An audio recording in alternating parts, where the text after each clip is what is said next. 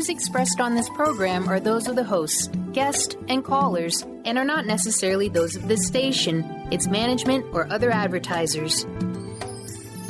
You're listening to Transformation Talk Radio.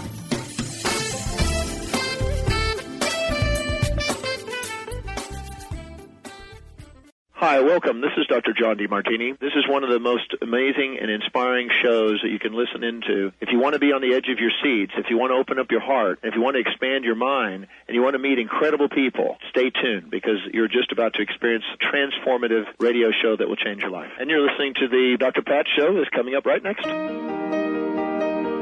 Welcome to the Dr. Pat Show. Talk radio to thrive by. Powerful, inspiring, and coming to you live, bringing you stories of people like you and me, busting through and living life full out. Get ready to dare to wonder what your life would be like if you knew you could not fail. Hello, everybody. You're listening to the Dr. Pat Show, talk radio to thrive by. One of Transformation Radio's good news segments. From virtual reality and cancer care to trends in education, we've got it covered. Thanks so much for listening, and please stay tuned after this break for more of this amazing show.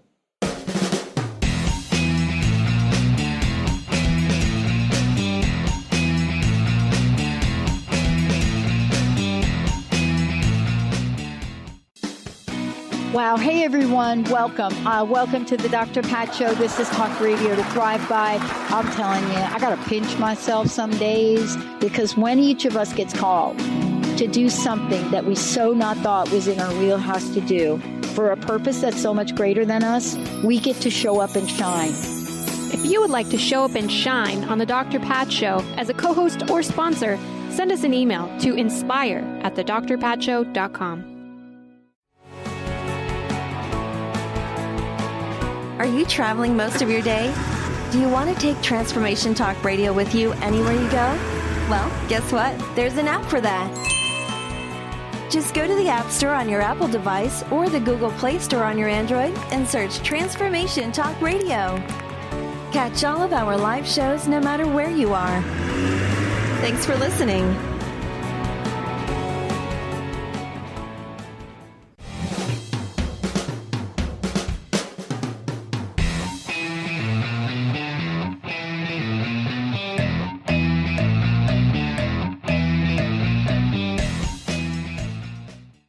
Hey, everybody. Guess what? Bringing more bright ideas to cancer care. The Astellas Oncology C3 Prize returns for a second year to inspire and support innovative ideas.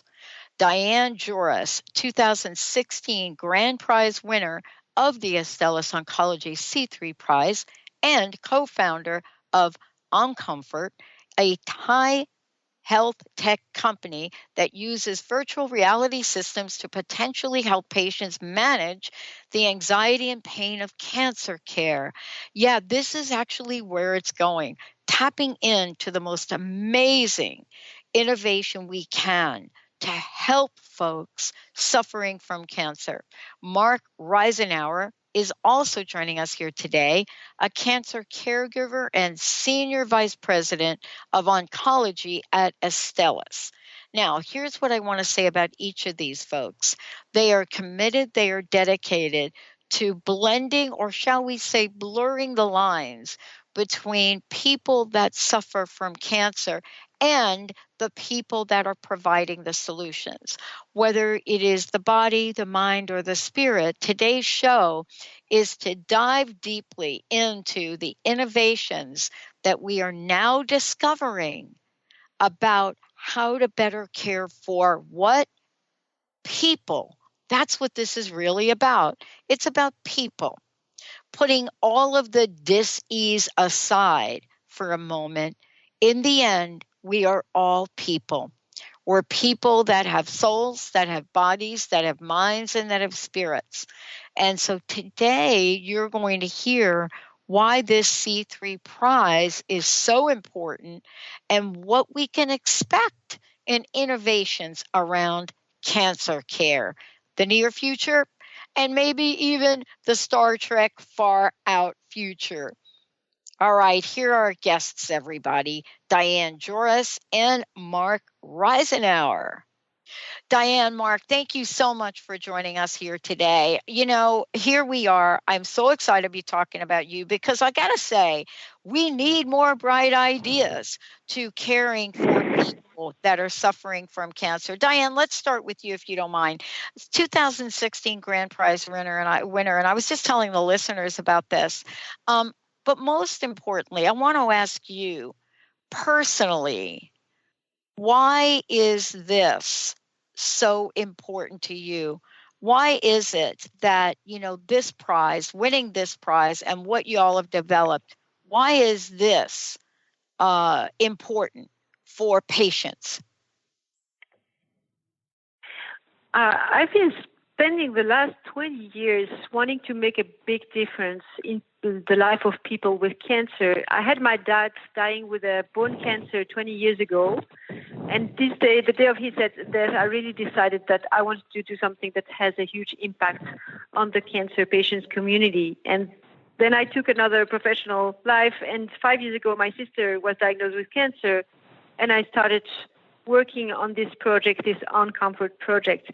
And as you can imagine, when you create a new project and you have a vision, it takes a lot of time and energy to disseminate your vision and to share it with people. And being part of the C3 Prize and winning the C3 Prize gave us the spotlight on what we were doing and helped us disseminating our activities and our vision across the whole world. We had a lot of interest from medical communities, cancer support groups, and it really helped us disseminating our solution and helping improving cancer care worldwide. Yeah, the C3 Prize was a huge opportunity for us. Oh, not only huge, but you know what I love about this? And Mark, we're going to hear from you in a second. Here's what I love about this. I'm the host of the Dr. Pat Show and also the founder/owner of an entire network that, by the way, I modeled after the Belgian model of media. And one of the things I love about doing what I do now, our 14th year, number one for 10 years, is that I knew in talking with you that there was something in your heart. I just knew it that was moving you forward, because that's the case with us. I literally buried two sisters 2 years ago, one with bone cancer and one with throat cancer. So speaking with you is an enormous honor, and congratulations. Thank you for doing what you're doing. Thank you so much. Mark, for you, here's the question. I mean, you've got to be completely fired up in looking at something as amazing at honoring people like Diane, right, for the work they're doing. Absolutely. And for us, it was amazing to see the ideas that came through last year when we ran the C3 Prize for the first time. And I think what was really rewarding for us is that the whole idea behind the program was really twofold. One was, as a company, Astellas Oncology, our mission is to enable cancer patients to focus on living. And we know that means more than just providing drug therapy. We need to do more. It's really an obligation. And we were looking for ways to do that. The second impetus behind the program was my own personal experience as a caregiver, helping my father, who recently passed away with head and neck cancer. And as I was helping him through his journey, it really became clear that there was a huge unmet need in helping patients and their caregivers navigate our healthcare system and help with survivorship and help to coordinate their care. And so we thought the contest was probably the best way to get innovative ideas from all kinds of people, whether you're a patient, a caregiver, a physician, an entrepreneur.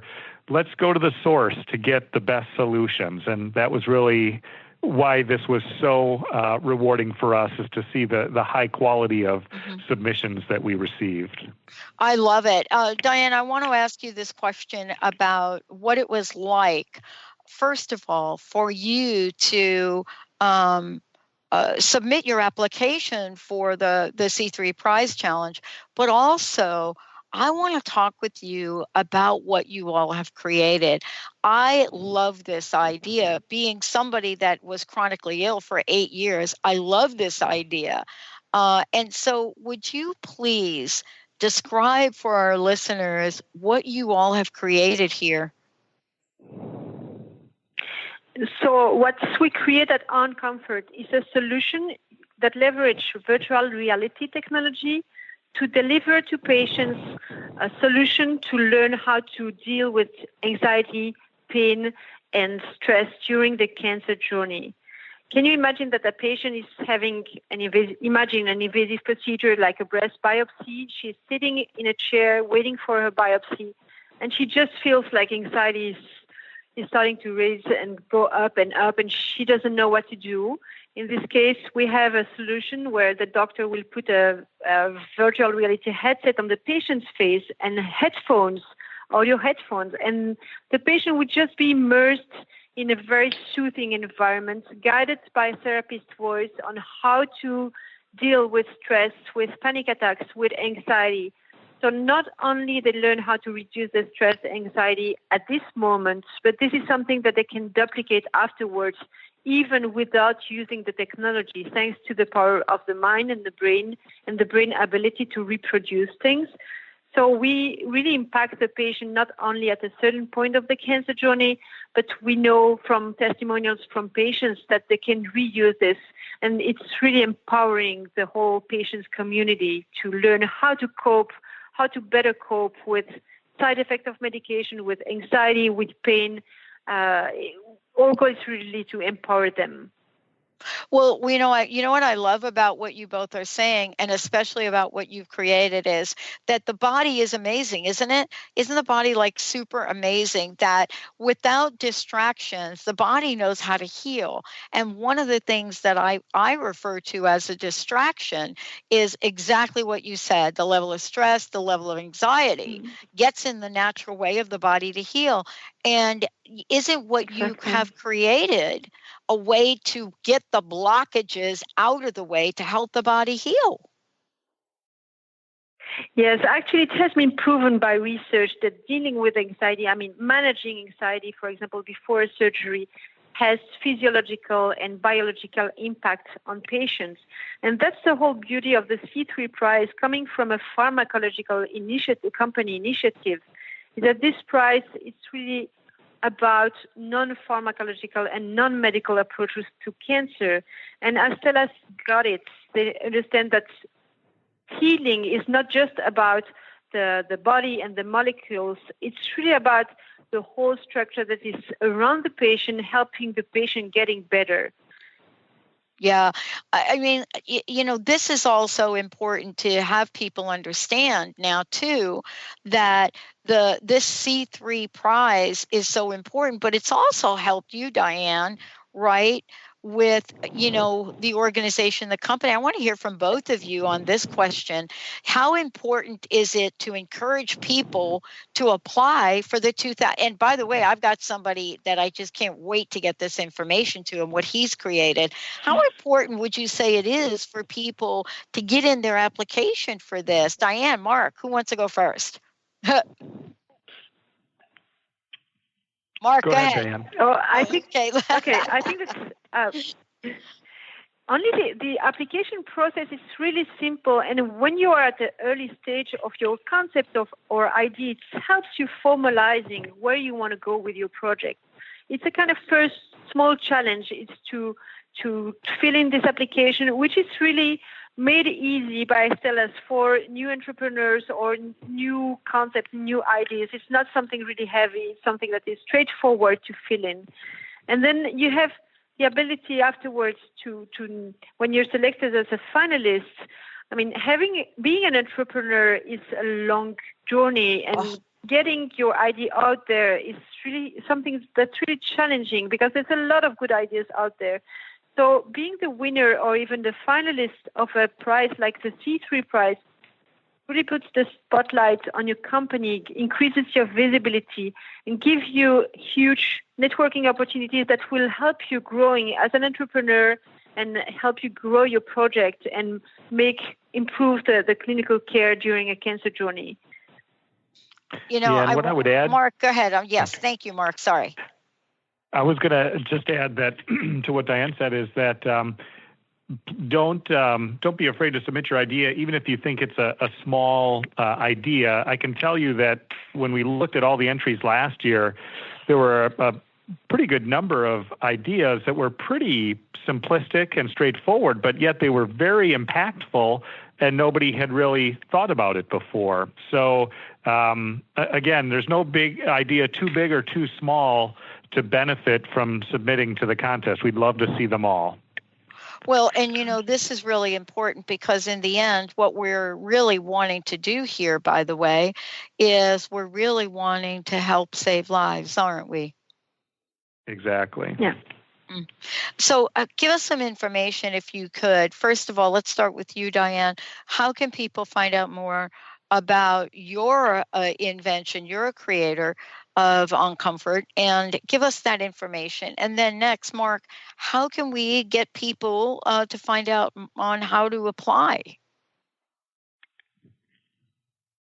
So for OnComfort, it's really easy. Go on oncomfort.com, and you will have the whole information about what we do and our team. And we'll post the projects in the pipeline soon. So we have a huge pipeline of new projects and existing projects. So everything is there on the website. Yeah, I think we've already requested a demo, so I think we're right on top of that too as well, because we really want to make sure that we're getting this in the right hands, and having people, doctors, et cetera, really work with you on this. And Mark, how about you? Where do we go to sign up here for the C3 Prize? Yes, people can go to our website, which is C3Prize.com. It's the letter C, the number 3, prize.com, where you can get information, as well as that's where you submit your ideas.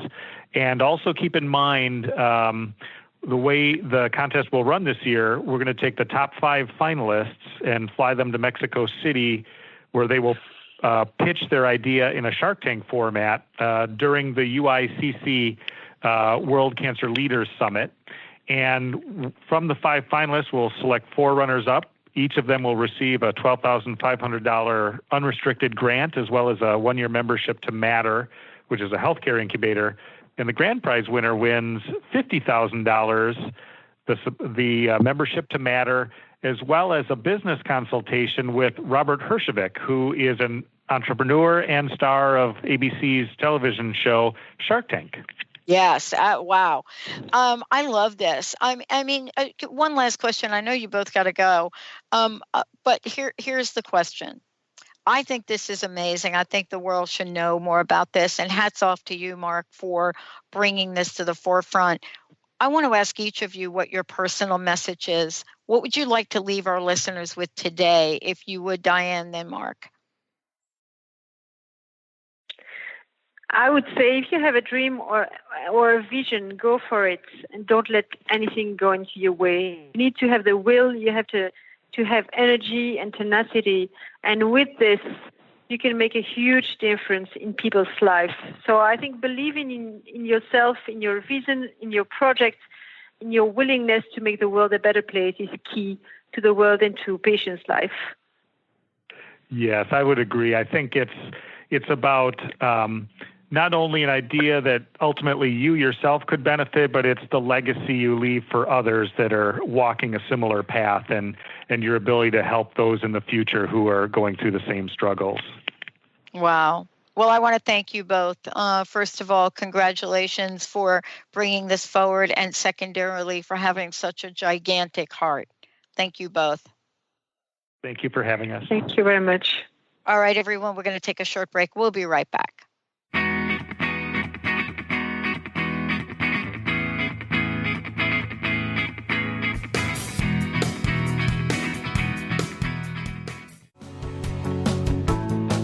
Miss any shows during the week?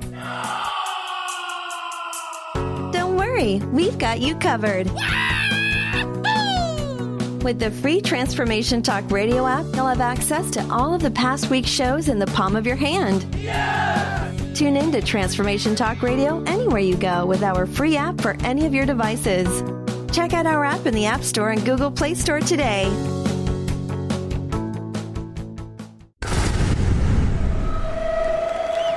Welcome to the Dr. Pat Show, talk radio to thrive by. I am so thrilled to be talking to all of you. We have got talk radio for all of us. Are you ready and willing and able to accept all of the abundance you can muster up in your life? Check us out at drpatshow.com, transformationtalkradio.com, transformationradio.fm. Oh my goodness.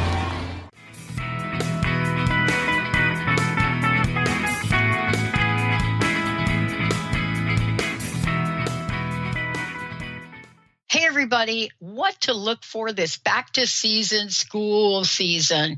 Yeah, Cotton Incorporated releases its Lifestyle Monitor Survey. Joining me here today, Melissa Bastos, Director Market Research in the Corporate Strategy and Program Metrics Department of Cotton Incorporated.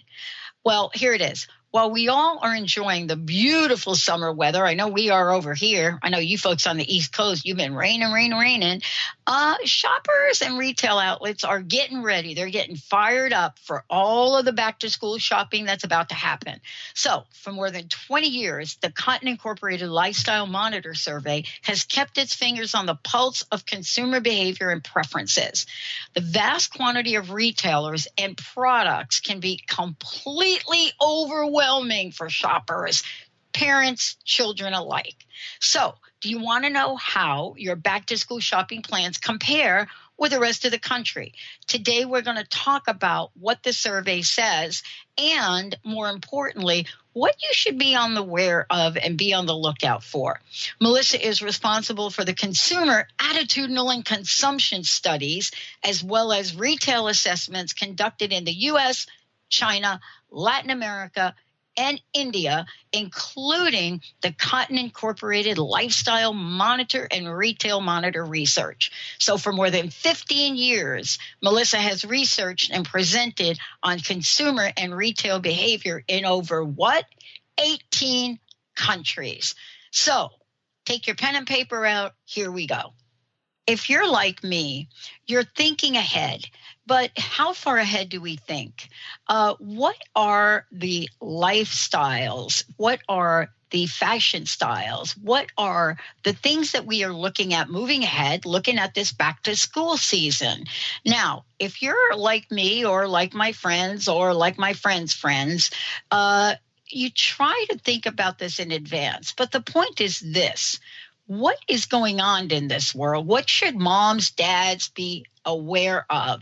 And what is it about Lifestyle Monitor and the survey that is for us uplifting, inspiring, and making us all way more aware? Melissa Bastos is joining us here today, and we're going to be talking about what this Lifestyle Monitor survey is bringing to the forefront for us today.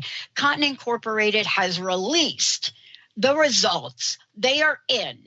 Let's see how many winners we have. Melissa, great to have you here. It's great to be here. Thanks for having me.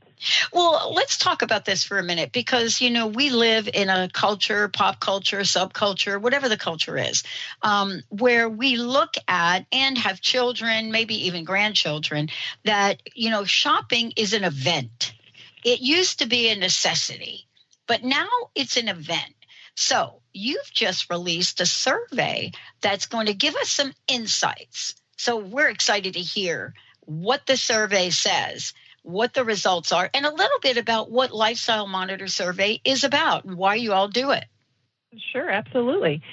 Well, the Lifestyle Monitor, it's Cotton Incorporated's Lifestyle Monitor Survey, and it's an ongoing survey that we started back in 1994, so it's over 2 decades old.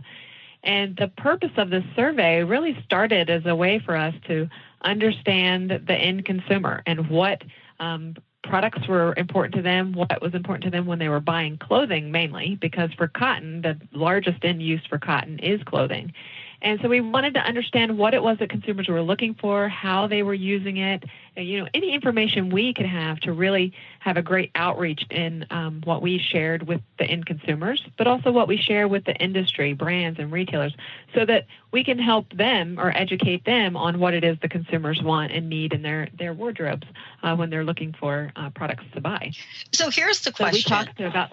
Oh, sorry. Okay. The question, this is kind of an interesting question because I'm looking at everything that you all do, but there's just incredible insights. Somebody made a comment to me the other day saying, boy, I'm telling you, it looks like the economy's picking up.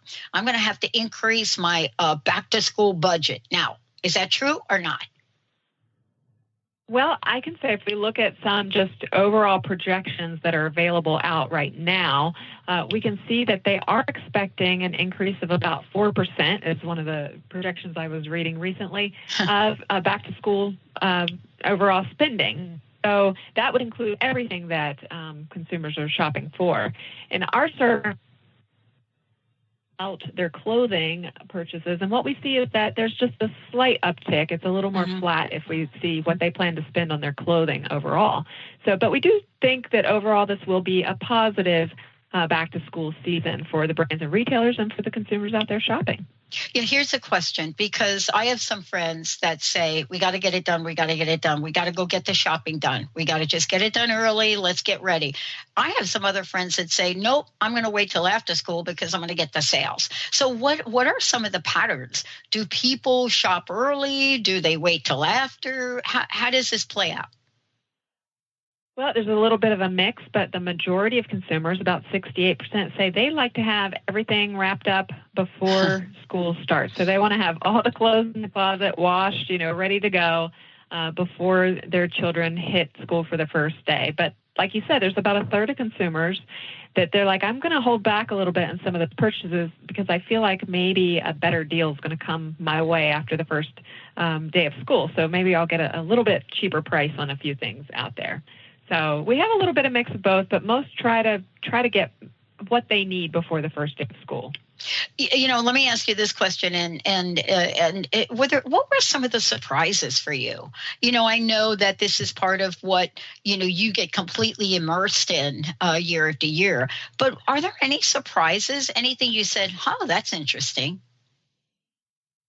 Well, I can say there are a few things that we typically see, like what is it exactly plan to buy. The top item is clothing. About 91% plan to buy that. Shoes, supplies like notebooks and backpacks. Those are really the top items they're going to shop for, and we tend to see that consistently. And then for clothing, it being the top item, we want to know what types of clothing they're buying. Shirts and tops will top that list. Pants, socks, jeans, shorts. We have seen a significant increase in the pants. Those saying that they plan to buy pants, about 81%, and that's up from about 69% last year. So we saw a significant increase there. And also shorts. I mean, a lot of kids are going back to school while it's still warm out, going back in August. So they need some shorts to keep them cool as well. But I think one thing that I like to look at, yes, I love to look at all the numbers, but one thing I think is always interesting to see what % of parents say that their child either makes the decision solely about what apparel they're going to buy. About 38% of parents say they make the decision, the parent makes the decision. About 11% say the child makes the decision. And about 52% say it's a joint decision between the parent and the child. So I think that's always interesting because I know my children, they may not know exactly what they want, but they know what they don't want. And I will buy things and then they won't wear them. I feel like I've wasted my money. So I want them to be part of that process. So that's always interesting. It is an interesting question. And, does it change? I don't know if you have this information, but does the answer to that question change based on age? Well, it definitely does. The older they're getting, the more likely they're going to be coming into, or be likely to be part of that decision. And we know from those children that are looking at their clothing, they do have ideas about what they want from their friends. What are they wearing? What are they? Their school policies are going to be important for the parent because they want to make sure they're have their children dressed appropriately for whatever short length or sleeve length they need for their tops. But for the children, they also are looking to things like social looking to celebrities and things like that for their ideas of what they're looking for. And they also want to know what's comfortable for them. Mm-hmm. Like they have already ideas of what is most comfortable for them when they're in gym class or math class. They want to be feeling comfortable at all times. So we know that, that children do have an impact. Well, that brings me to the next point. And, I grew up in a family where cotton was king and queen. And for a period of time, it seemed like we were going through stages where cotton wasn't out in the forefront. But I don't think that is true anymore. See, I think what we've done is sort of relaxed, making sure that every wrinkle is out of everything. And we're really opting in for comfort, aren't we? And that, to me, that's like, cotton leading the way. I don't know. What do you think? What did you find? Well, I certainly would agree with that, and I think parents agree with that as well. So regardless of what clothing item they do plan to buy for them or items, what we do know is that more than 8 out of 10 parents tell us that they want their children to be dressed in cotton because we do know that they think it's the most comfortable fiber. So we just ask them to tell us, comparing all these different fibers, which ones do you find to be most comfortable or softest or easiest to care for? And we know that cotton tops the list for all of these in comparison to other fibers like polyester and rayon. So for them, that means comfort for themselves and their children. Mm-hmm. There was a number in the survey which I glommed onto because we also do surveys about media. And what we discovered in our media surveys is that moms 35 years and over are so completely attached to online, internet, smartphones. They are the masters when it comes to technology and getting things done. So I was looking at the number of parents here that buy online versus store. And while the number, I think, did go up, I think I was expecting a higher number. What is your take on that? Well, what I see is that a lot of people actually prefer to shop in the physical store. And some of that can just be the whole experience and making sure they find everything that they need. If they don't remember certain things, they'll see it. But also having their children try things on, that's going to be important as well to make sure it fits. But online it did increase some. It's at 27%. Shopping in stores about 73%. But regardless if people are buying online or buying in the physical store, they are still browsing online as a form of education and research. So they're looking for the deals, they're looking for the best products, they're looking for the fashions and the things that they need to get, and they're trying to use it to streamline their shopping experience. So they kind of already know what they want when they're walking in the store, and then they're picking out those extra things they didn't think about when they're in the store. Well, I know that it is important, and I agree with you completely about the online browsing. To at least get a sense. What the heck is my son or daughter really into this year? I don't know if you have this information, but a friend of mine said to me, "You know what? I go shopping for my son, and it's a no-brainer. But when it comes to my daughter, it's a different experience." Are we looking at different demographics between, boys and girls, or not so much anymore? Well, definitely it can, but it changes. And sometimes what we've just our research overall, and not just specific to back to school shopping, is that more and more men are taking an interest in clothes shopping and fashion and doing this all themselves. We've seen an increase in that over several years now. So even we'll see that for the younger men, that they have more of an interest in clothing and making sure they're in style with their friends and what's popular at school. Yeah. I think it was different a long time ago where there wasn't necessarily an interest. There wasn't an interest from boys or men, and now we've really seen a change in that. Oh yeah, no kidding. I have a friend of mine whose son just absolutely demands to wear a tie. So this is a young child. This is like 9 years old, right? 9, 10, wants to wear a tie. So her shopping now is totally different. So here's the fun experience, right? He's 9. Or 10, she's 10 or 11. Now she wants to wear ties too. This is really kind of looking at styles, changes, and a new level, I think, of openness to styles, don't you think? Oh, I absolutely do. And I think that's definitely it. And I have twin 10-year-olds, a boy and a girl. And I have to tell you that my son, I say they're my social experiment, right? My son is much more interested in his the way he looks and having everything neat and orderly and together. And my daughter, I'll buy her, I'm like, oh, what a pretty dress. Pretty dress. This is great. She's like, I'm not wearing that. No. She's like, no. So it's just different, and I think it's great that they are so interested in it, and they have so much more access to it just to see it, even if they're looking online, even children looking online with their parents to kind of see what are the products that are going to fit them best. I know. Again, they're checking labels, looking for the cotton too. Exactly, they are, because they know Scratchy is going to be out. How can people find out more? How can they get a copy of the whole survey, if you don't mind? And thank you so much, Melissa, for joining us today. Oh, it's been a pleasure. Absolutely. If you want more about the numbers, you can go to lifestylemonitor.cottoninc.com. And if you just want to know more about cotton, Destination All Cotton Things, you can go to thefabricofourlives.com. And that's where you can get information about care tips, how to care for the clothing, DIY projects, fashion advice. There's even a section called Shop Cotton where it links you directly to brands and retailers that have cotton products. So hopefully to make that process a little bit easier for parents. Yeah. This has been great. Thank you so much. No, this is really wonderful. I wish we had a little bit more time because I wanted to really get into, my experience with a 10-year-old shaving the right side of her head, beautiful blonde hair, leaving the rest of it down and coloring the tips rainbow colors. That could be a whole show, right? That absolutely could. I know. And I have like I said, I have a 10-year-old myself. They probably could get along well. Oh, there we go. Thank you so much, Melissa. Thank you. We're going to take a short break. We'll be right back.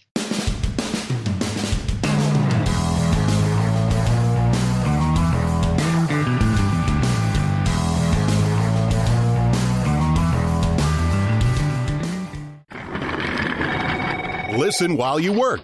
Streaming live on any device. Tune in to the Transformation Radio Network.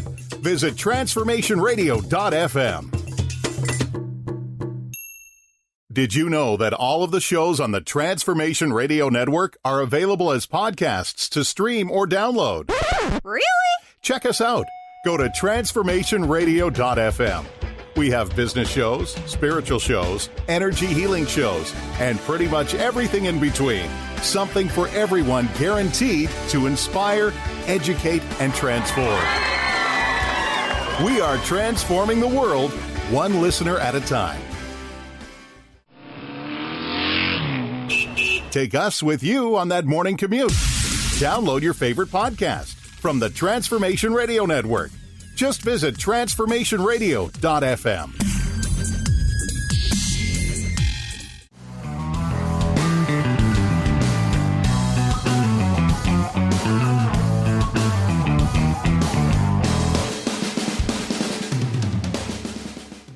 Hey, everybody. I am so thrilled to be talking with all of you about Behind the Numbers, the state of diversity in K-12 education.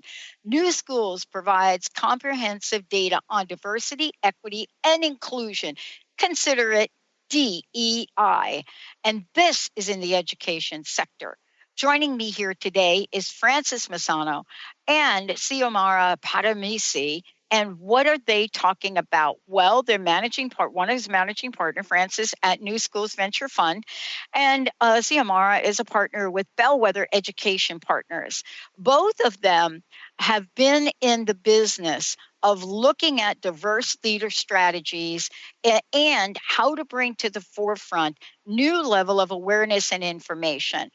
Frances has an MBA from Harvard School and a BA from Harvard College, first generation college graduate, kind of like me there, as well as somebody that is out in the world looking at how to create a strategy for innovation and organizational development, which honors everyone. Xiomara is a partner with Bellwether and, more importantly, spent 15 years experience in education reform and human capital work, better known as people. And here we are with both of them today, bringing to the forefront what needs to be done. if you're looking at how these women are in this world and how they're taking something to the forefront, if you look at their background and look at what it means to be teaching in the South Bronx, like Xiomara, certainly familiar with that, or more importantly, how to be out there as spokespeople for this messaging, both of these individuals have a top A game. Today, get ready for some new information. Get ready for, wow, what is a question I should be asking my schools, myself, and the leadership that run the schools my children are in? Thank you both for joining me here today. The state of diversity in K-12 education. I am so thrilled you're doing this and are coming to the forefront. Can you give me a little background and our listeners' background? First of all, why is doing this research? Why is this important? And what are you hoping to bring forth in terms of messaging? Frances, you want to go first? Sure, I'd be happy to. And Pat, thanks for having us on today. We're very excited to be here speaking with you. Yeah, me too. So the reason why we decided to focus on this is, one, our country is getting more diverse every single day, and so are our schools. And so really digging into this topic seemed incredibly important. In addition, we know that you can't go a day without conversations about diversity, equity, and inclusion coming to the forefront. We're seeing, conversations on this, whether it's media and the technology world, et cetera. This is on everyone's mind. And so we thought, both thinking about the changing demographics, thinking about how this is a conversation, we thought it was really important to study this so that we can move from just talking about the issue to really thinking about action that we might take and steps that we might advance, particularly in the education sector. Well, and let's talk about this. Is diversity on the minds of schools and on the minds of students? Xiomara, what are your thoughts on that? Yeah, absolutely. So we went out to the field of education and we asked organizations that are working on education, all different types, schools, districts, charter networks, nonprofits, ed tech, foundations, about diversity, equity, and inclusion. We had 200 education organizations participate in our study and tell us about their policies and practices and demographics. We also had 5,000 respondents, individual respondents, staff members from within those organizations tell us about the experience that they're having every single day in relation to diversity, equity, and inclusion in their organization. And so we feel like the response is a great response, and we feel strong about the participation from those different organizations. And one thing I'd like to just pull out is of those that participated in the study, 100% noted that they were committed to diversity, equity, and inclusion and making progress here. So there's a ton of passion out there. So what's the demographic? Meaning, what is the audience that you went out and asked to provide data from? Because that's a big number. 100%. I worked in diversity management as an executive director for years, and 100% is like stunning, actually. Yeah. So what is the demographic? So Xiomara just mentioned all the kinds of organizations that we asked to respond. And so we did get 200 education organizations, whether it's schools, nonprofits, funders, et cetera, to engage. And so while that 100% number is really strong and powerful, I think it's also important to put it into context, because we actually reached out to 2,000 organizations.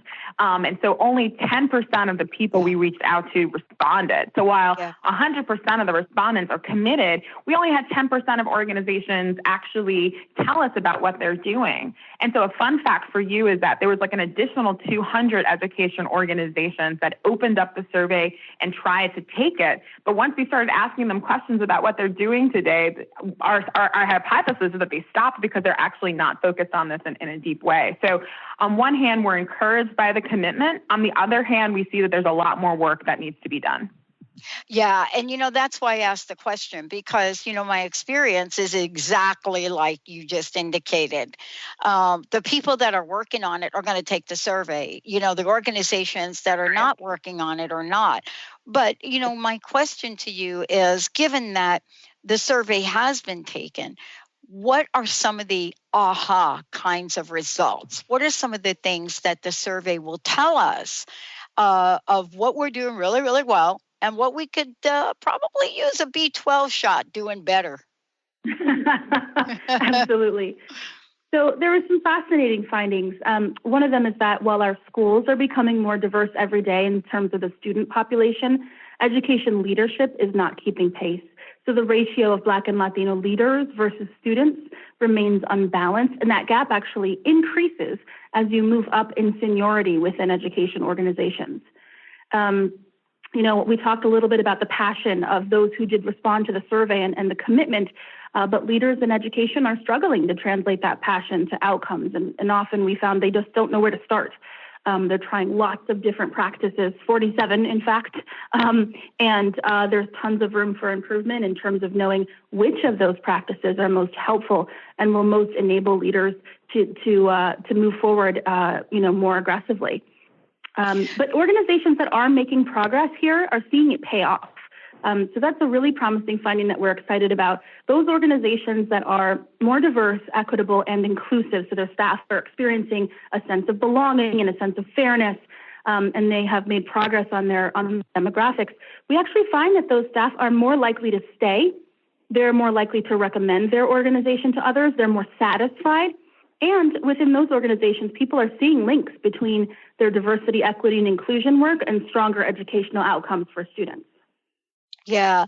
How is this affecting, if I might ask, look, I know one thing from being in a diversity organization and being there, I'm sorry, I'm going to date myself a little bit, being there when there were quotas, meaning, you know what, we need to make progress. Now, you can say what you want to say about them, but I'll tell you the bottom line to that, back when that was happening, was those jobs would not have been filled in a diverse way. They just wouldn't.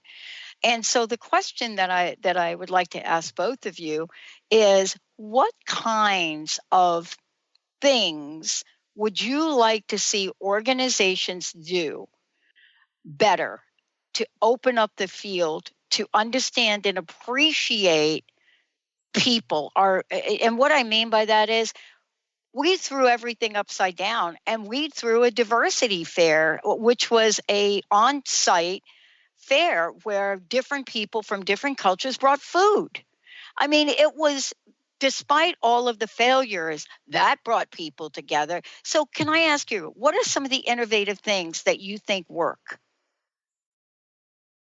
Yeah, I think number one, we need to make sure that we're going to new pools to find the talent that we need for education organizations. So how do we expand the networks where we typically are doing our recruiting so that we can get a much more diverse group of employees?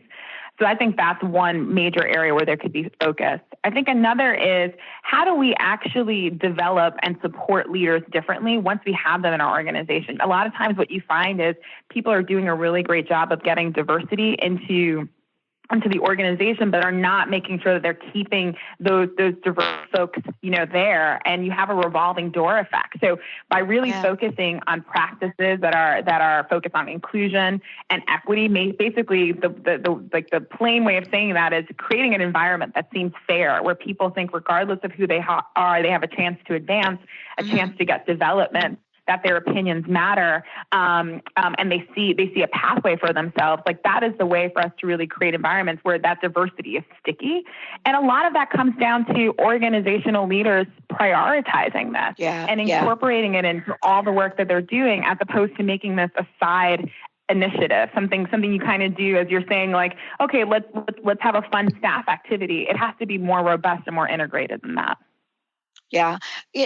Before we run out of time here, because I know these interviews are short and I could just keep going, would you please tell folks, first of all, how they can find out more about what you're doing, but also how they can take a look at the survey results? Because I thought the survey results and the reports are really interesting in themselves. How can people do that? Absolutely. Well, people can go to the website, unrealizedimpact.org, And when they go to unrealizedimpact.org, they can download the executive summary. They can download the full report with all of our findings and analysis of those findings. They can even explore the data. They can go in and play with the data themselves. They can sign up to get more information, to take the surveys among their own organizations, and they can learn more about Promise 54, which is a new organization which we're launching in order to help enable progress in the field. Yeah, no kidding, because it does take an organization to do it. Can I have one last question for each of you? If there was something that you saw in the data, just in the data, and you looked at it and said, oh boy, we got to do a little work over on that one, what would that be for each of you? Yeah, so for me, and this is Frances, the one data point that I was most struck by was the fact that 24% of all survey respondents said that they experienced discrimination in the workplace. And then when you saw for Black and Latino staff members specifically, they reported that 50% of them reported that they had that experience. And so when you're thinking about people who are working every single day on behalf of our students, the fact that in their organizations they are experiencing discrimination, that is a major issue that we need to focus on. And so I hope that we can all think about as leaders in education, but then, in organizations overall, how can we minimize that? Because it's important for us to really be able to harness the full benefits that every staff member is getting, and discrimination is really holding us back. Yeah, the finding that really stuck out for me the most was this idea that diversity is not sufficient. That you've got to move, organizations have got to move beyond diversifying their demographics into building inclusive environments and equitable practices within those organizations. We found that organizations, even those that make dramatic improvements just to diversity alone without making improvements to inclusion, equity, we don't see the bar move in terms of retention impact, satisfaction impact, recruitment impact. So diversity alone is not enough. Yeah, I mean, there is so much here we can learn from.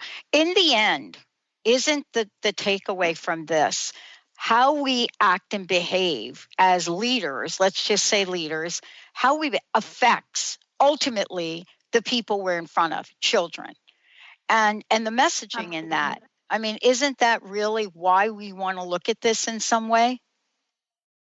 Absolutely. I mean, a lot of these organizations in the education space are working toward equity, and we've got to help enable these organizations to put their passion and commitment and intention into action and outcomes so that they can really model the equity and justice within their organization that they're working for in society. Wow. Well, yeah, we see a strong connection between what, staff members and education organizations and those improved outcomes from students, whether students feeling like they have better role models, there are higher expectations for them. They feel better understood. They feel like they're building stronger relationships. So all of this adds up and ladders up to just better results for students, which to your point, Pat, is the whole reason why we do this work. And, I want to say this last thing, and I hope for you both. First of all, thank you. Thank you so much for this. But I hope there is something that can bring these other organizations to the forefront, and here's why. If out of this population, 100% of the people took this survey and wanted to take it, and even with these results, we have some of the percentages, especially around being on the receiving end of discrimination in the 20 and 30% mark. Can we imagine what that might be in the organizations that didn't participate? So I hope you can reach them. You know what I'm saying here? I hope you can figure out a way. And you better take that message far and wide, Pat. We're with you. I mean, I'm just saying, it's not sometimes what we know, because you did a great job with what we know.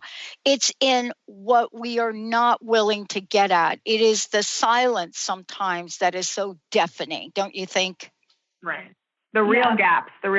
And we just want to reiterate that if you go to unrealizedimpact.org, not only can you get the results from this subset of the education sector, but you can also sign up to take this survey, your own organization now today, and get your own results and get started on that work. Yeah, I got to tell you, the one thing for me that I saw that I was a little shocked, given the demographic and the population that said yes to doing this, is the one where it says our organization's DEI initiatives are effective. So I would have thought, like in that little deal right there, I would have wanted to see like 80, 90%, because remember, these are people that self-reported that said, yeah, we want to do it. And I looked at that, and what was the highest percent? Didn't even get to 60. I don't know. Did you all pick up on that?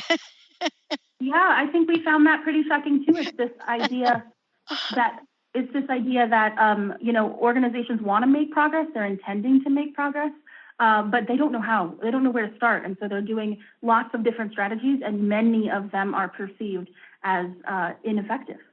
Yeah, and only 49% of organizations have any kind of policy in place, to begin with. And so, again, we're seeing all of these gaps. There's a disconnect between aspiration and action. And our whole focus is how do we close that gap as well so we can get much more progress on this topic.